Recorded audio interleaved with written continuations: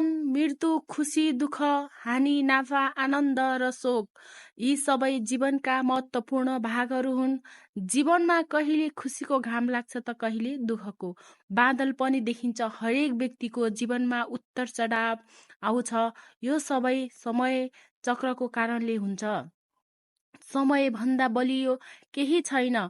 तपाईको जीवनमा पनि तपाईँ धेरै मानिसहरूलाई चुचुरोबाट खसेको र तलबाट उठेको देख्नुभएको होला। समय एउटा यस्तो हतियार हो जसको घाउ गहिरो छ र कसैले पनि निको पार्न सक्दैन। तर हाम्रो समय चक्रको यो चरण कस्तो हुनेछ भनेर हामी कसरी थाहा पाउन सक्छौँ? समयले हाम्रो लागि खुसीको ढोका खोल्नेछ कि समस्या ल्याउनेछ? यस्ता धेरै प्रश्नहरू तपाईको मनमा पनि आइरहेको हुन सक्छ।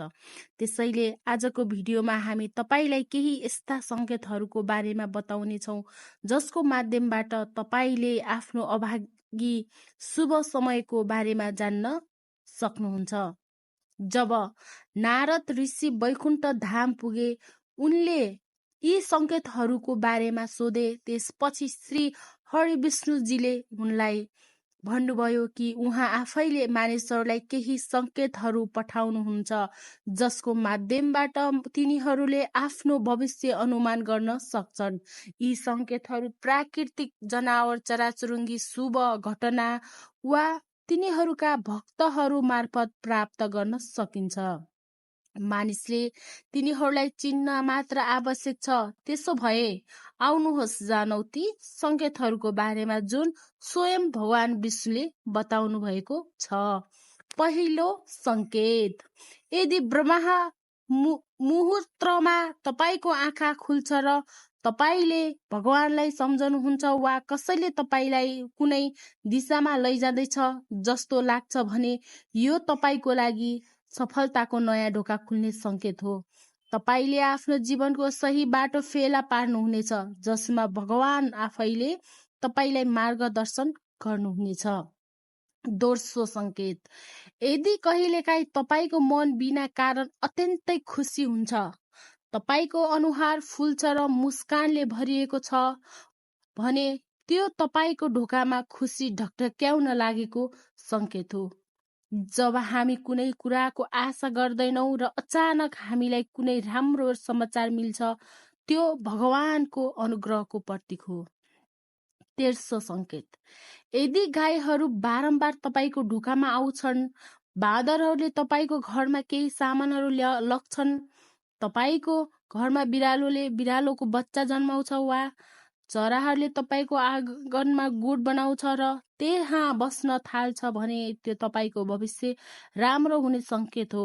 यी संकेतहरूले तपाईको भाग्य बलियो हुने र तपाईको जीवनमा प्रगतिको अवसरहरू बढ्ने संकेत गर्दछ।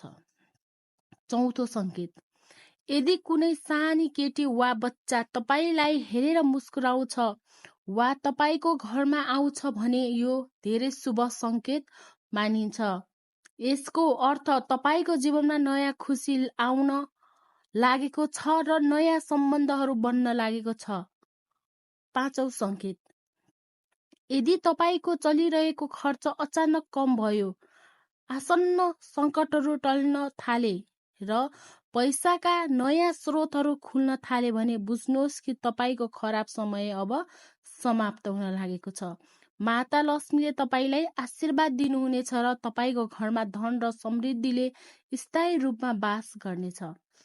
छैटौं संकेत, यदि पूजा थालमा फूल, माला वा चन्दन खस्यो वा तपाईलाई भगवानको मूर्ति मुस्कुराएको जस्तो लाग्यो भने यो पनि धेरै शुभ संकेत मानिन्छ।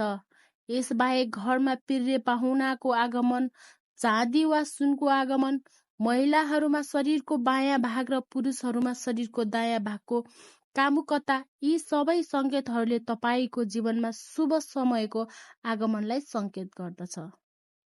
सातौं संकेत, यदि तपाईँ बिहान सबेरै कुनै शुभ कार्यका लागि बाहिर निस्किनु भयो र तपाईले गाई माताको दर्शन पाउनुभयो वा कुनै सत् साधु वा पुजारीको आशीर्वाद पाउनुभयो भने त्यो धेरै शुभ मानिन्छ। यसको अर्थ तपाईले गर्न लागेको काम निश्चित रूपमा सफल हुनेछ र तपाईले यसमा कुनै पनि बाधाको सामना गर्नु पर्दैन। त्यसैले साथीहरू, यी केही संकेतहरू थिए जसले भगवानको आशीर्वाद प्राप्त गर्ने संकेत गर्दछ। यदि तपाईसँग यी संकेतहरू छन् भने हामीलाई टिप्पणीमा थाहा दिनुहोस्। यदि तपाईलाई यो भिडियो मन पर्यो भने यसलाई लाइक गर्नुहोस्, कमेन्ट जय श्री कृष्ण लेख्नुहोस् र च्यानललाई सब्स्क्राइब गर्नुहोस्।